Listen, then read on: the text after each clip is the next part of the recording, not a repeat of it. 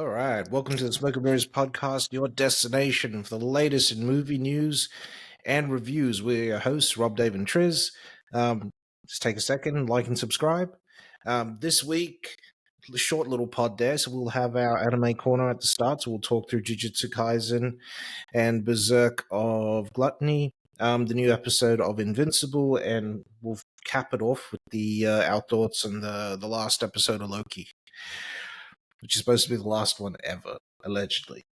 Felt like it. Oh, it is. So yeah, let's start the show. How we living there, fellas? How's it going? Good, man. How you going? Good. Good. Just a little thank fuck that the strikes is done. It's over now. So officially got the clearance. No more. It's over for the next 3 years. Yeah. Well, yeah. Until it starts again, but we'll see how it sort of goes. I haven't heard fuck all about the gaming voiceover actors, though. Me neither. I didn't also hear anything about the DGA, because they were supposed to get into it after the WGA. That's right. And at one point, we should have had no films moving in Hollywood. Also, haven't heard anything about the visual effects guys. Yes. We're also unionizing, specifically Marvel visual effects. Yes. It's almost like they called that off once Victoria Alonso got the ass. Fucking hell. So I'm keen to hear about it. I hope it doesn't fall by the wayside, because those, like, they might be the unsung heroes, and they might not get as much press, but they keep shit moving. You don't have those voice actors, you don't have those visual effects artists, you're fucked. What were they going to do? Like, Pixar is done for Disney then. Yeah. Can't have What If. Can't have any of that stuff. No. Can't have a fucking Marvel movie. You can't have movies in general. Every movie has a visual effect shot in it. Even a Nolan movie, as much as he's like, no visual effect shots in this one, mate. There's compositing and shit in there. It doesn't, like, visual effects is not just CG.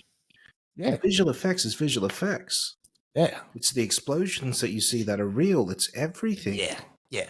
It's the lights that you see. Yeah. But specifically in this instance, those that were unionizing were those of Marvel that were like getting shit on and getting, like, they had to crunch and do like those 18-hour days and shit like that. They deserve it. I mean, they essentially make their movie. Fucking They're the directors. Yeah. That's where the magic is. The visual effects. Yep. Get the most paid. That's why it's called Industrial Light and Magic. Oh, I hope they go back to practical. Industrial Light and Magic. If Industrial Light and Magic just like strictly practical.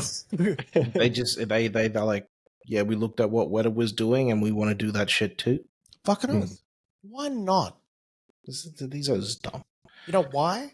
Because the Grand Master dead. Stan Winston. If Stan Winston was here, I bet you would have a practical department at ILM. Stan Winston is not the Grand Master, because the man that taught him is still alive. And that man's name is Dennis Muren. Who do you think came up with tauntauns and all that sort of stuff? I know. How to bloody, like, and make animatronics and stuff like that. That was that man. Because before that, Harryhausen was doing it with bloody claymation.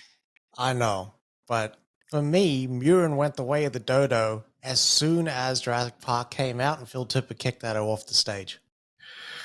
Yeah. But he's the originator, my friend. That's an OG right there. Oh, yeah, of course. You know what I mean? Really, he should have set it up. Yeah, he taught everyone how to fly. He did. Motion control?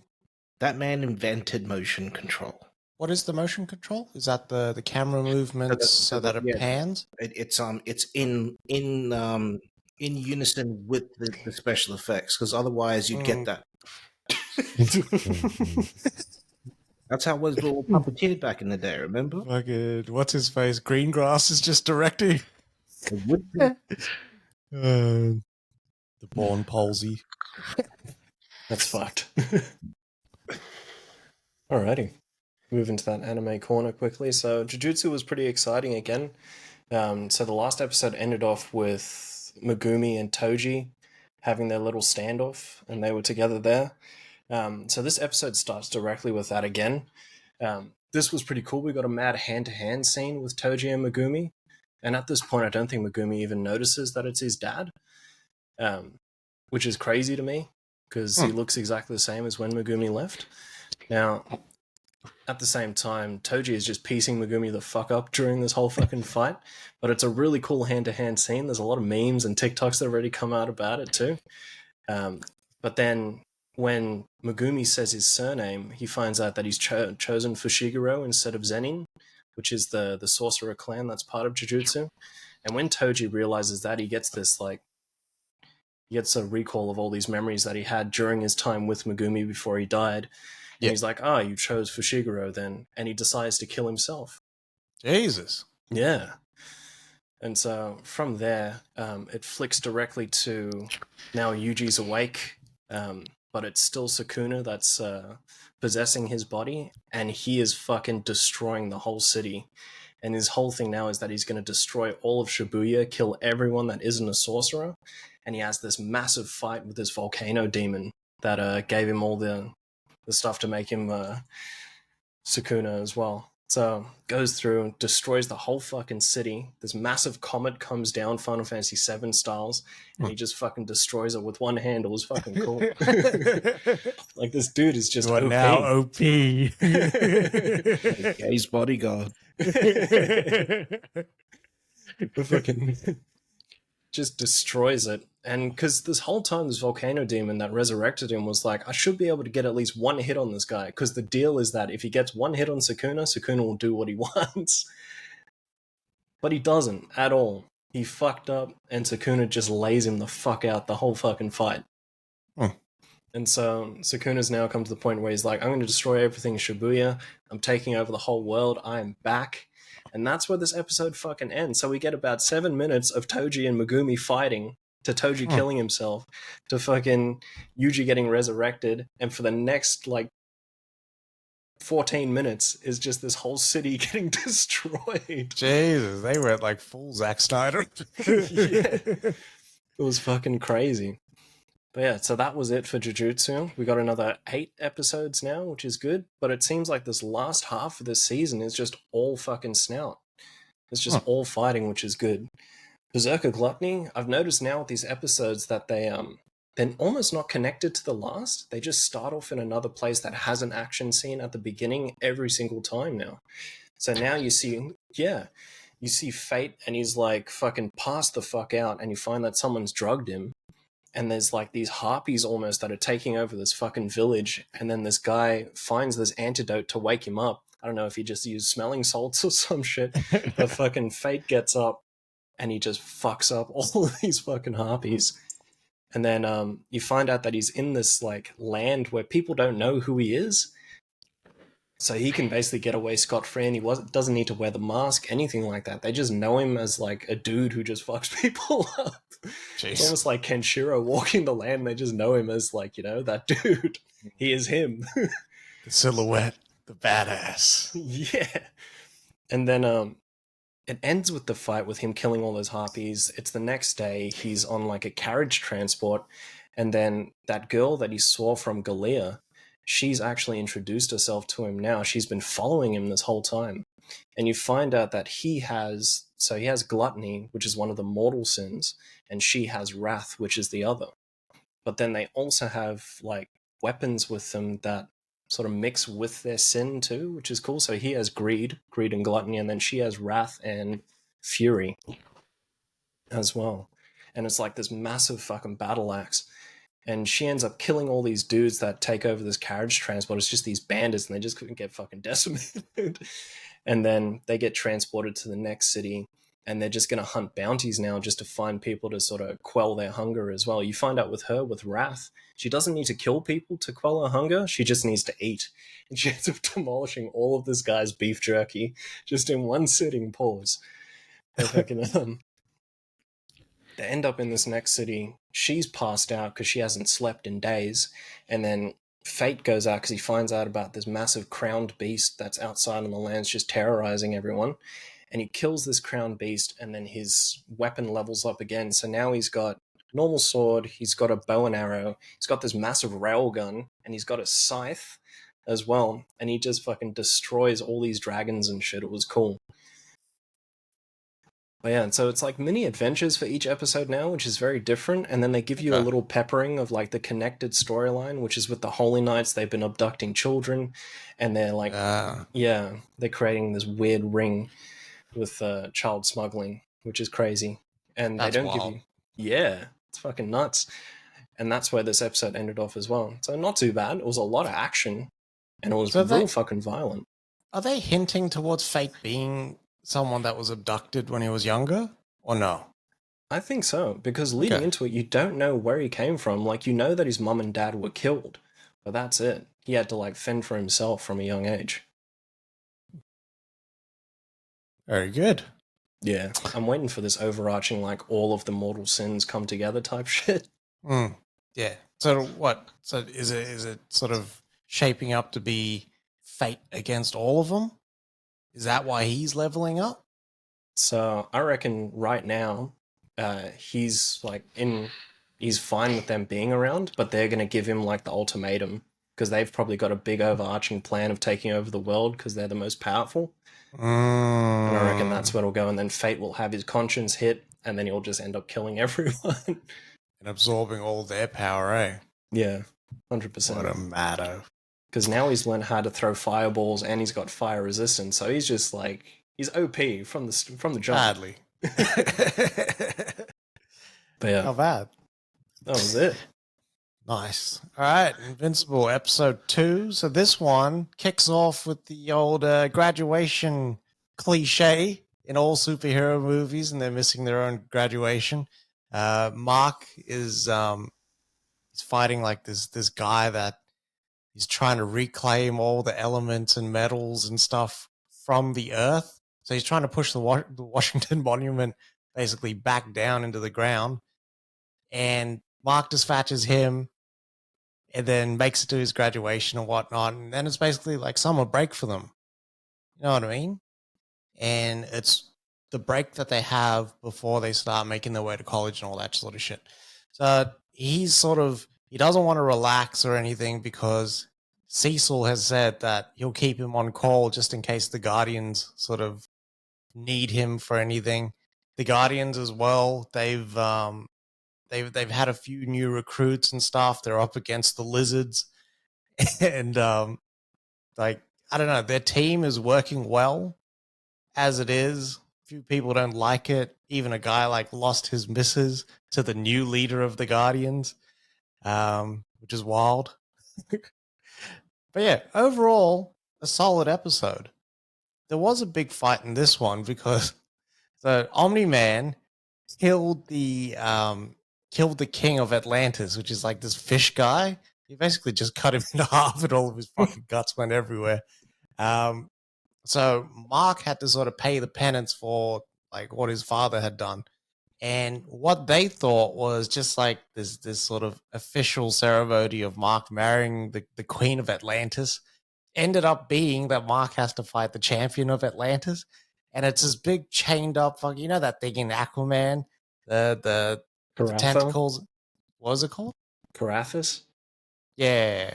That thing. Julie Andrews. Yeah. So yeah, he had to fight that Mary Poppins-esque thing. And yeah, he ends up like basically beating it back, and then he goes to swim off because Cecil's like, get the fuck out of there. You don't have to do all that sort of shit and save Atlantis. And as it's going to go kill the Queen of Atlantis, he returns, he comes back, and he just beats the shit out of this thing. You don't actually get to see the fight, though, which was wild. They just give you, like, the audio of it. It's like them listening back, like, play that audio again. And then they sort of play it back. Overall, it was a good episode, man. I did enjoy what we sort of got. It felt a little bit disjointed. Like, the first episode sort of stood alone and sort of set up the rest of the season. But this one should have been almost like 2 and 3 together. Yeah. Because it felt like it sort of linked with Angstrom appearing there at the end with almost like an alternate Mark in an alternate universe with an alternate Cecil and sort of like them setting up him killing all the Invincibles in the different multiverses. Yeah. But I almost think that it will get to that where he kills as many Invincibles as he can because of what happened in his homeland. And then when it comes to like the core timeline, Omni-Man will return to help him fight this guy, which will be like a little bit of a turn. Yeah. Shouldn't the Omni-Men from the other universes fight Omni-Man? Or has he killed them already? Viltrumite, yeah, I mean, they should all be there, really. They could. But they send one champion out to every planet, and that one champion is enough to just overpower every O. You know, there's an Omni-Woman, yeah? Is it? Yeah. It. In the comics. Hmm. You know, she straight up grapes Mark. Wow. Far. Yeah. Just forces herself onto him. To reproduce? I don't know. That'll be some wild shit. I don't even know if they haven't gotten to that yet. It could be something because it is the multiverse, but then wouldn't that make it some weird alter father version? But Doubt it. mother? She had like the Omni thing on her chest, but I don't know. Maybe it's not his mother. But that costume, if it's that, that costume is the one specifically designed on Earth when he takes up the mantle of Omni-Man. It's not red. It's like purplish bluish. Okay. Yeah, it's either that or it's another Invincible. That could be some Freudian shit. You know what I mean? That they're getting into. It's wild. Definitely. There was also some bits in this episode about Mark still trying to work out that relationship with his mom as well. She's gone back to work now, and her first walk-in for the house that they're selling, she snaps it again. Not very, loudly, but she's still feeling the effects of being called Omni-Man's pet during all that time of marriage. Yeah. Yeah. And it's their own house that they're trying to sell. Yeah. Which is wild because they rebuilt it, but they rebuilt it all fucked up so the doors don't close and shit. Yeah. And she just has a fucking meltdown. Yeah. I'd feel like that too. That's what I'd refuse to pay those builders. Yeah. Nah, they paid. They paid. But they used the shit builders. Gotta get that TikTok inspector out. There was I fucking died in this episode though with that seismic guy when he's like, it's Doctor, isn't he? He's like, no, it's Professor Seismic. I never practiced. I fucking lost it. But yeah, overall this episode was cool. Because, like, with seeing, it looks like it is that Mark from the first episode that they've captured as well. Because when he's explaining that he understood the ultimatum his father gave him, and he decided to go along with it, it sounds like, yeah, this is the Mark Grayson from that universe. But I reckon Omni-Man has a big enough ego that if all the other Omni-Men came, he would fight and kill every other Omni-Man as well. Yeah. I thought there was something like that in his like origins where he did do that, or like where they started doing that because they were the most powerful and they just killed each other, and then they were like, you know what? If we unite, we could take over the fucking galaxy, and then that's why they start sending them out. Yeah. But yeah, overall pretty good. Oh, yeah. All right, let's get into Loki. The chick's name is Anissa. Anissa. Okay. Anissa. He tore off their costumes and proceeds to grape him while Mark watches in horror. Anissa is aroused, traumatized. Mark begins to cry. Damn. All right. Yeah. I don't even know where that is in the timeline. Did it say? Because Mark is like just out of high school. I don't know. It's wild shit. It's wild. All right, so the new episode of Loki, well, the last episode of Loki. From what we're hearing from Tom Hiddleston, he said that this is the end of his 14-year Loki journey. It's nonsense. He figures heavily in Secret Wars, so he needs to be there. But yeah, this opens up with him basically doing what his namesake is, right? So him stuck in a loop. That's what Loki roughly translates to his loop. What's his face? So him trying to figure out control time and figure out how they can get that experiment with he who shall not be named. What's his name? He Who He Who Remains? Remains. He who remains. What's his name? The actual name? Victor Kang? Timely? No, Jonathan Majors? no. The stutter. Oh, Victor Timely? Victor Timely. To get him to insert that new loom and launch it out into space and fix the loom. And doing so, he basically learns how to be an astrophysicist because he's got control of time, so he can learn whatever he wants to, as long as he wants to. He figures it out. They get in there early, launch the loom. Doesn't work. Doesn't work at all. So because the timelines are infinite, they can't really program the loom to do that. So every single thing that they try to do, the loom will break. So Loki has to go back to a different point in time, which he realizes is when Evie kills He Who Remains. And Loki has to make a choice between whether or not he kills Evie or he becomes the one sitting there at the throne next to He Who Remains and leaves him alone. Because that's a sacred timeline. Sacred timeline cannot be deleted for some reason because they protect it. Yeah. Yeah. I liked the episode. I thought it was solid.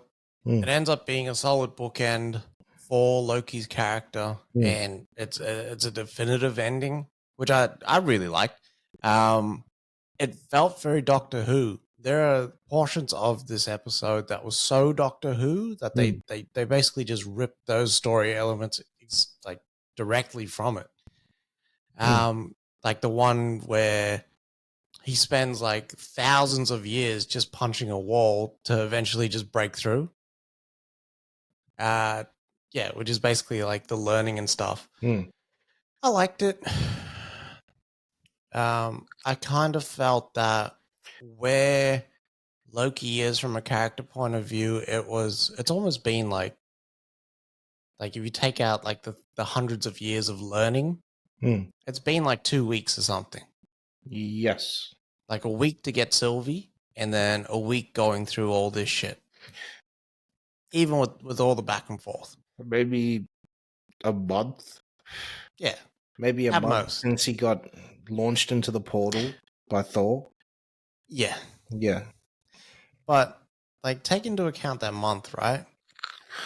How empathetic was his character to sacrifice himself for everyone else? Like that journey might have been there, and what a mad character arc for him. And I thought Michael Waldron did a fucking mad job in the first season because he captured both the humor and the cosmic side of like a science fiction story that really, really sort of catered to Loki's character and sort of made him step out of the villain shadow, right? Because he's kind of in villain mode because this is Loki straight out of Avengers 1. Yeah. And then we go into season... Which one? Seething. yeah, exactly. And then you get like season 2 Loki, who's like, I do everything for family, like the full Toretto Loki.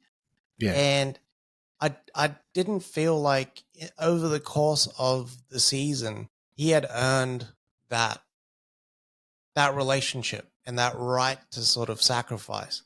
I know that Marvel does their writing a little bit differently, but it felt like they figured out where they wanted Loki to end and where the first season of Loki ended. So let's just try get that into the middle there. And it just, it felt like a massive character jump that wasn't earned. Yeah. But I liked it. You know what I mean? I liked it. It was fucking fairy floss. So my pushback on that, BD, is he's just sort of figuring out how to work with people now. You know what I mean? He's actually made friends. Didn't really have friends back in the day. He had a brother. It's completely different to friends. But he had to sacrifice his friends, which is what he wanted the most, so that he could sit on his throne. He got what he wanted in the end. Oh yeah, yeah, He got 100%. to sit at the throne of time and rule for eternity, which is what he's always wanted. Yeah. Mm. But you know how he wanted the power originally? He wanted the power just for the power. Like he wanted people to sort of like know it was him and whatnot. No one knows it's him. No. It is the result. Yeah, you're right. Like it is the result that Loki kind of wanted. Yeah. But it's not the way that he wanted it. You know, this happens in the comics, yeah? It's exactly the same. For real? So when Loki gets to that throne, it's a different Loki sitting there. It's the sort of trickster Loki. It's the evil Loki that's sitting there, and he makes a decision to actually not do that anymore. Oh shit. Doesn't want to do that anymore. Yeah. Okay. I did like how he changed the loom into Yggdrasil. Yeah. Yeah. The tree of life. Yeah. Yeah. Yeah. That was mad. Like really sort of like taking it back to Norse mythology. You see it. It's on the wall of the what's his face, of the TVA somewhere. Yggdrasil is there. Okay. Yeah. So they know about it already. No, obviously. It just didn't control time then. It was just that was just the world, right? That was the world tree, but now it's essentially the time tree that he's got. So this ending, it cuts out Kang, right? They didn't follow up nothing with Victor Timely. Where does No. Kang end? Kang doesn't end. Where? If they would have just have left it, Kang would have been dead, finished. Yeah. There'd be no more incursions. Everything would be done. But because they've still got so many different leaves of that tree, Yeah. he can still come through as a variant whenever. He's still there. He's still present. Yeah. But, you know, at the end, when he's talking to him, out of the many conversations that he has with He Who Remains, he's like, all my variants are out there. And then Loki says, well, we'll find them. And then it sort of links in with what Mobius says with, like, oh yeah, they had a little Kang incident on Earth 616, which is Ant-Man and the Wasp Quantumania. Yes. But they've sorted that out. So it's like they're actively hunting Kangs. Yeah. I kind of feel like at this point, with everything that's sort of happening legally with Jonathan Majors, they can take it or leave it in terms of where they take that character. Yeah, because you can just say, oh, the TVA is dealing with it now. Because the TVA went from Masters of Time to Masters of what's his face. They all they do is take care of Kang now. Yeah, and that's how it's supposed to be in the comics as well. That's what the TVA's role is in the comics. So all those Kang variants, they take care of that before it actually hits the main timeline. Okay. Yeah. Yeah. I liked how the reference to him at the end of Thor 1 is here as well. So at the end, when he's hanging off the ledge and he's like, I did this for you, Father. I did this for all of us. And it was in like a selfish kind of way. And then at the end of this, when he's saying bye to Sylvie and Mobius, he's like, I finally found a way to be a god. I'm doing this for you. I'm doing this for all of us. And then he becomes the god of stories and time instead of the god of mischief. Yeah, god of stories is what he is now instead of god of mischief. What's his face? The first episode of the first season is the same name as this last episode. Glorious Purpose. Glorious Purpose, yeah. Nice. So this is another Ouroboros reference. Yeah, and the loop. Yeah. Head up the ass. Yeah. Or dick in mouth, whichever one. Jesus. Yeah. overall, it wasn't a bad season or episode, I gotta say. They could have done this in 3 episodes, to be honest. They really could have. 100%. These last 2 saved the whole fucking season. If they would have just made a movie out of this, the movie would have been fire. Fucking oath. See, then I would have believed how brief it was. Him sort of making those decisions. When you think about it, it is a movie. Like, they could have done those last 3 episodes, 120 minutes, 3 episodes. Be done, man. Topher Grace editing this shit. Oh, man. It's all down to 30 minutes for this fucking season. I like Kang, though. I like seeing Jonathan Majors. I hate Jonathan Majors as Timely. Yeah. I like Jonathan same. Majors as What's-His-Face. His run as He Who Remains this time, he felt better. Pause. Yeah. It felt like he was more in control. Whereas the other one, I know that he knew what was coming. But this time, he knew all the alternates. Yeah. So he knew how to play it, which I liked. I liked that O that was in control because it felt very Bill and Ted. Yeah, but it also felt like What's-His-Face, like an actual villain. Like, I love that. How many times have we had this conversation? Yeah. Like, I love that. Like, he just knew. Yeah. Also like the switch up. Mm. Because like Loki isn't Loki without having the plan. Yeah. And like, yeah, he feigns weakness sometimes, but like a lot of times it's because he's got the upper hand. Like you always sort of see that with him. He's always got a backup plan, or he's got the next move all sort of sorted out. Yeah. I dug it, man. It's a fitting, I think it's a good farewell for Hiddleston. If he doesn't show up in Secret Wars, if he does, it would be beautiful to kind of see him and Thor connect as they are now. Yeah. Yeah. Well, Thor tells him in Ragnarok, you never learn. You always try and do the exact same thing every single time. Yeah. He told him. I love that shit. Let's do get All right. help. All right. You guys got anything else on the old Locosaurus? Nah. No, just you can see Disney just shutting down all of their TV stuff now, and Haven't heard anything on Miss Marvel 2, She-Hulk Season 2. Nah. No, well, nobody watched this season either, so like the ratings weren't that great either. No, I don't think Marvel's got it spread across so much fucking formats. No. I think the best thing they've done is announce that that Echo is completely separate to the timeline. You don't need to watch any of the movies to actually understand it. It's its own standalone thing, which is what all this shit should have been from the start. Yep.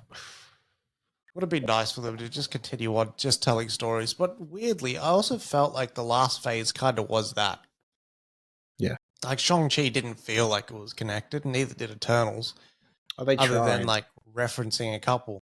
But it's when they connected in sort of like retroactively, and then like, this is why the Eternals weren't there. This is why Shang-Chi didn't know.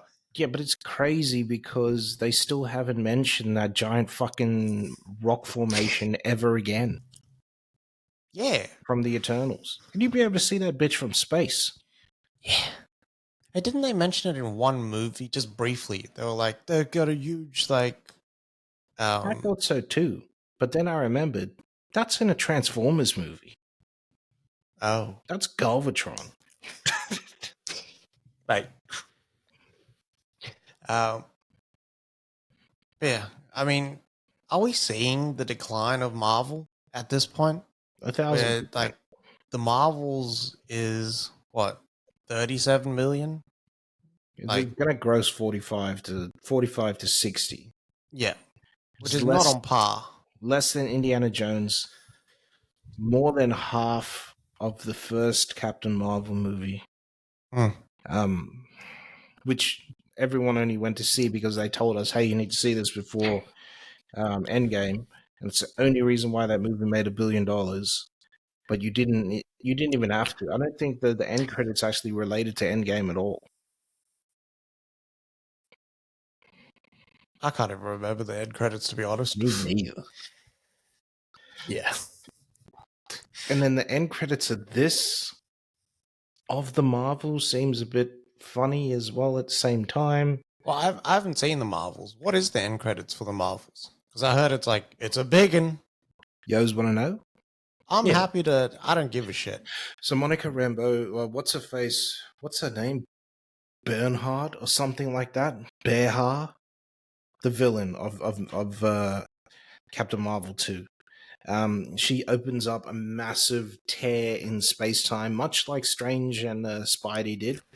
Rambeau has to fly up, close the tear, but in closing the tear, she gets stuck in whatever reality she's in. Not reality, but universe she's in after that, right? Yeah. She passes out. She wakes up to see her mother, who's not really her mother, because in this universe she never ever had a daughter. Okay. She's not Miss Marvel. She's actually Binary, right? This is a superhero called Binary. What's his face? And then Hank McCoy starts talking about the multiverse and explaining the multiverse to her. But it's Beast. Is it Grammar or Hulk? Kelsey Grammer, but it's full on CG. Oh. Yeah. Full CG. So that was confirmed, because I know, like, last time we talked, it was... So it is that? It is that. And they're obviously in an X mansion somewhere, because there's a big old X on the wall. Much the same like as the Fox X-Men franchise. Right. So Deadpool 3? Well, Deadpool 3 is the very next Marvel movie and the only one coming out next year, right? Which for me is going to be Deadpool Kills. He's going to kill off that universe. Be cool if they just called it Deadpool Kills. Well, he doesn't know what he's going to call it. He knows that it's not just going to be Deadpool 3. Okay. That's what Sean Levy was saying. He knows it's not just going to be Deadpool 3. It's going to be Deadpool something. And yeah, he's more than likely going to have to kill off that universe so that Rambo can get back. He knows. He fucking knows. He knows. Sean Levy is, like, he's got it all mapped out. Probably had the fucking script turned in with the title. I like it. Yeah. So that makes sense to me. If they do that, I'll be happy. So what's the thing for you, O's, that will make you go, Marvel is the shit again? Because you got the Blade R-rated now. Yeah. That's like out the gate. Is O's excited about that, or are you sort of like, Marvel's going to fuck this up? Well, yes and no. I mean, the reports that we heard coming out for Blade was that he was the fourth lead in the film. And he was only there to talk about life lessons.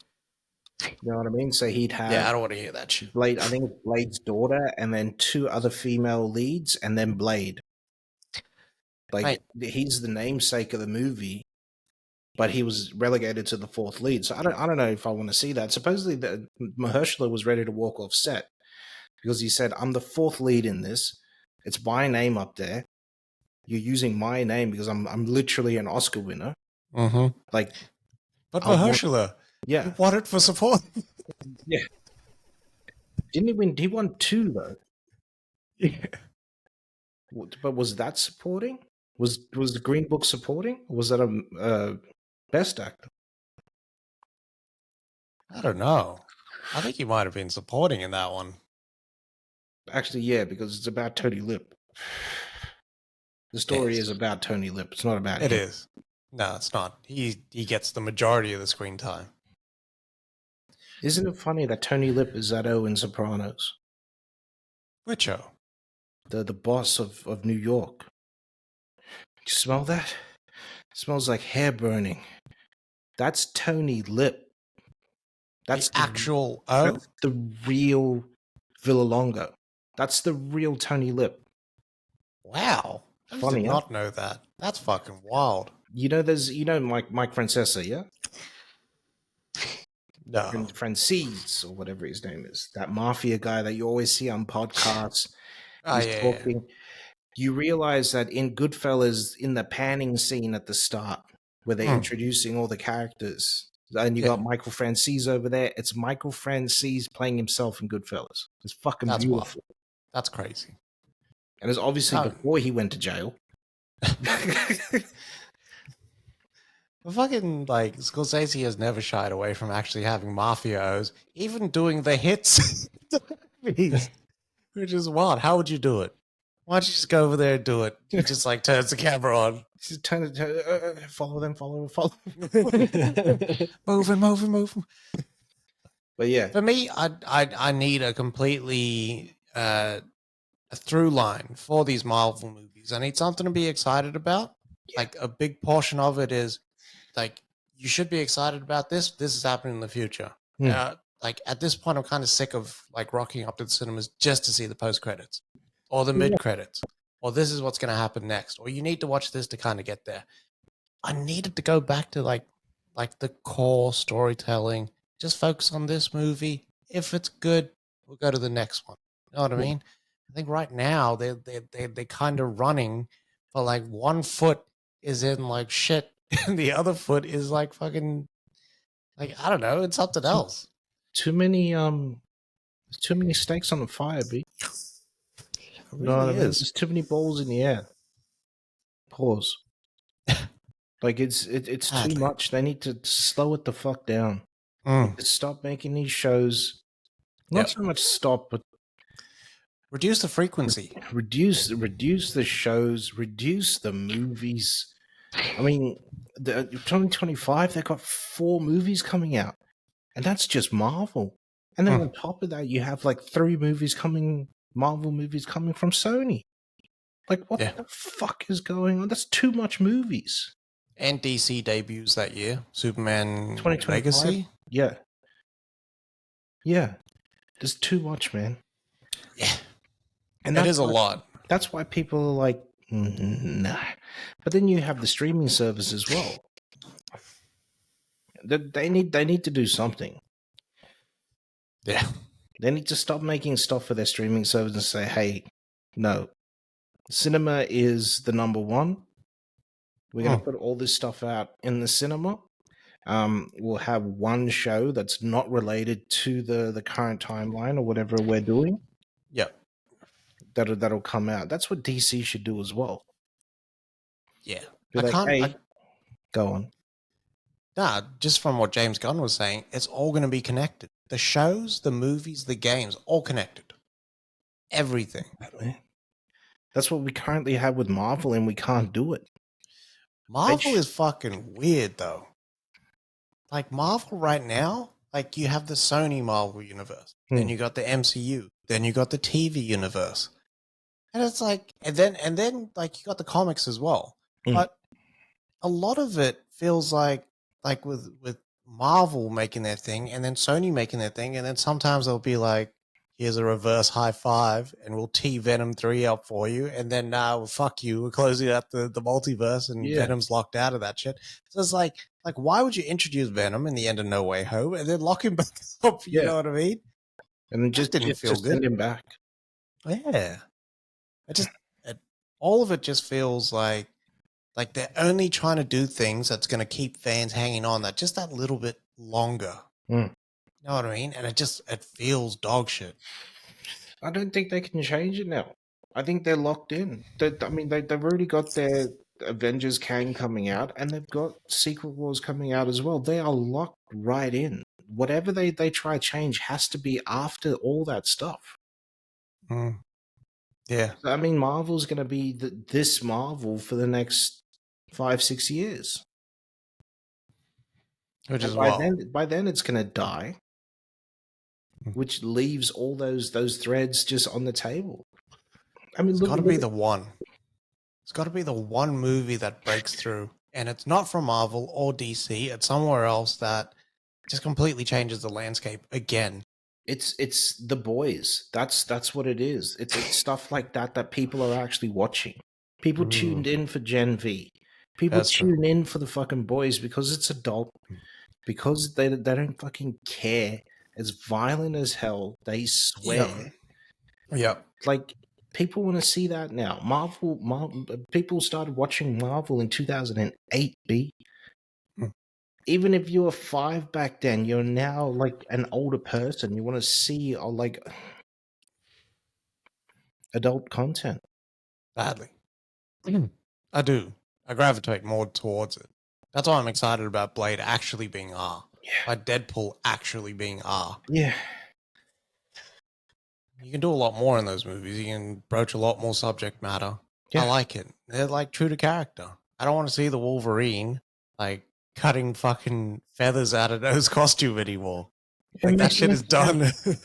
Yeah. I think because we've developed a relationship with all of these like long-standing characters, it's hard for like, you know, not for all of us, but majority of us to sort of warm up to someone relatively in the same shoes as well. That's why I'm hoping like we get something good with Secret Wars. I think that's where I'm sort of waiting as well, because if they do that right, it'll be awesome. Yeah. Well, they're teeing that up, right? So with Rambo in that other universe, Secret Wars is the way that she obviously gets back, right? But then you'll have the 616's universe, X-Men versus whatever X-Men is left after Deadpool kills them. In that universe, you'll have our Fantastic Four against the old Fantastic Four, against that other Fantastic Four that there is as well. You know what I mean? So all these people that supposedly what's going to happen is that portal scene that we saw in Endgame is going to happen again. And it's going to be portals that open up from every single Earth. And it's going to be all heroes again. Mate, watch what they do with Miles Teller. You watch. Miles Teller's going to come back and then people are going to be like, I need a Fantastic Four 2 with Miles Teller the same way that they did Andrew Garfield. That's right. Now everyone's on Andrew Garfield's dick. Yeah. Like, they're supposedly signed up for Secret Wars. All 3 of them are signed up. This is all separate universes coming together. Like, it's weird, man. Like, there's something great that could happen there, but I just don't think it'll be executed properly. Like, what we're saying here sounds fantastical and unbelievable. That's not going to happen. No. Nah. Because they are supposed to fight each other. It's supposed to be like Civil War times 1 billion. Fuck. Yeah. That's fucking mad. Because they're fighting over which timeline is the main timeline. And it's Kang, isn't it? Yeah. Isn't this like the contest of champions?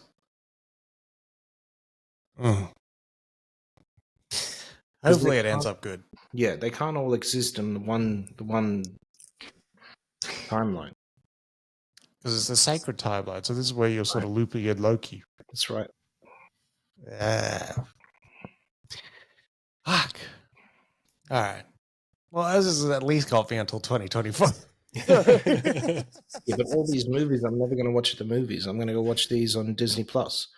The Marvels, I will watch on Disney Plus. Yeah, but the Avengers, I will go see at IMAX, especially if they shoot it in IMAX. If there's IMAX footage there, I would like to see it. As long as it's not the Young Avengers, I'm good. Which is allegedly what they're doing as well.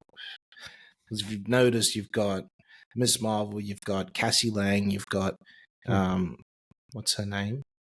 She-Hulk. She-Hulk. Kate Bishop.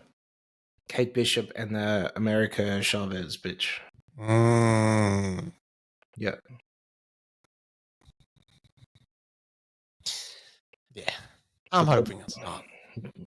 It's coming. You know it's coming. And they're all women. Supposedly, What's-Her-Face is going to run them. What's her name? Florence Pugh's character. Nice. Yeah. Yelena. Yeah. Supposedly she's going to run them. Because Nick Fury obviously can't do it. special space missions that he's doing.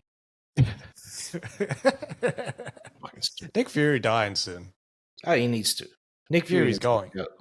Yeah. Secret Invasion was not it. That was not the swan song that I wanted. No. Nick Fury needs to go out shoot.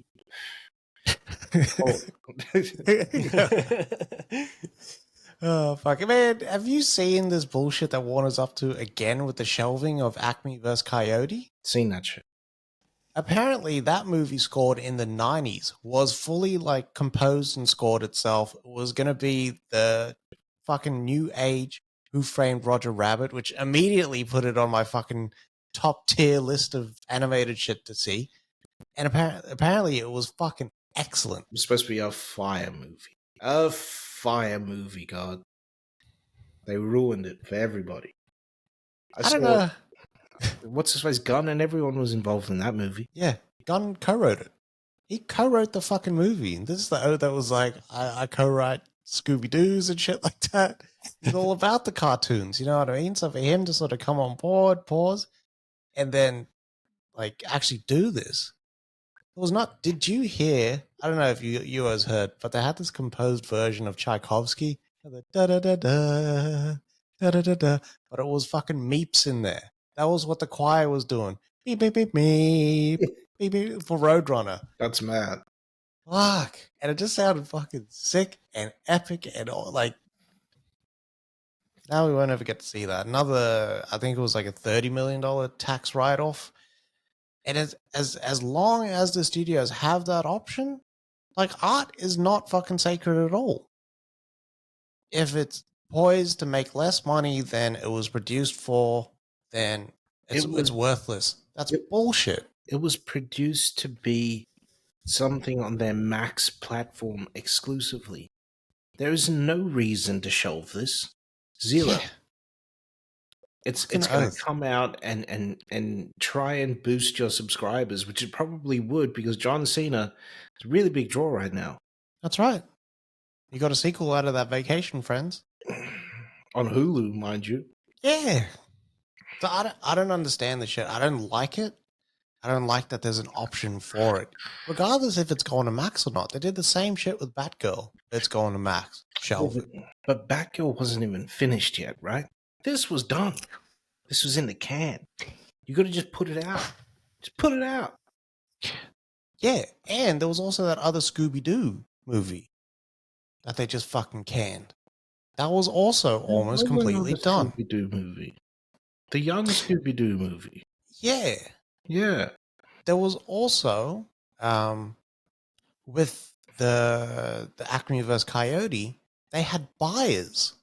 So apparently there were buyers interested in actually taking that property off their hands and I'll put it out. I'll distribute it. I'll pay you your $30 million. Yeah, but it was more cost effective for them to shelve it. Because it brings down their taxable income at the end of the year. Yeah. So then you're paying more, but you received less. So then the government offsets that. Yeah, but if you make a sale, you do the same thing though, don't you? Because you're using... Yeah. But you get the money back. You get the money. Like you recoup that cost. That's why it's not viable for them. It cucks me out. Know what I mean? So that's Zaslav. Yeah. So but I think Zaslav needs to be dealt with. Zaslav is like, I'm going to make business decisions, but it's not for the best of the studio.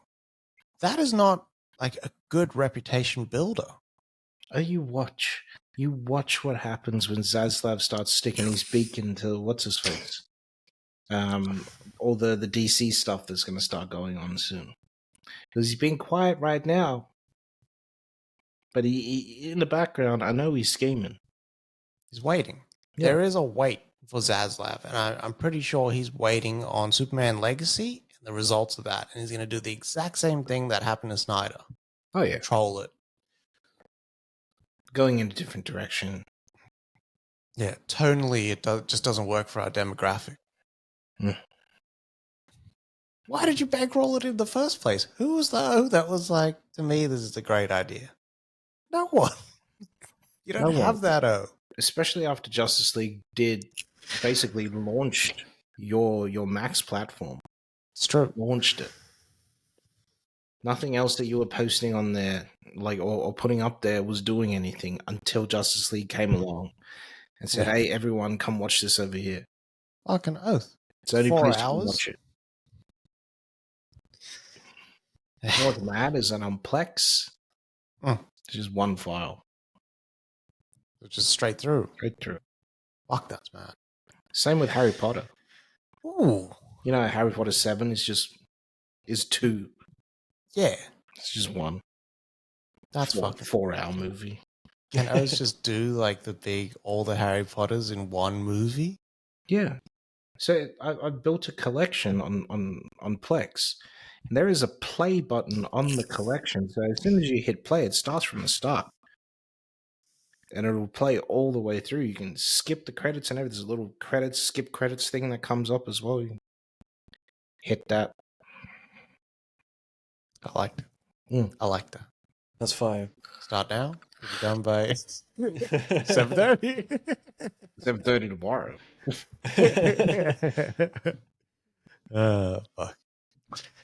All right. Is that a wrap there, fellas? That is a wrap there. We'll be back on Thursday. We're going to be talking Thanksgiving, the new Eli Roth holiday horror. I just look forward to it. Shit's going to be good. Yeah. And we're also talking Bromley, Light After Dark. Yes. Which will also be good.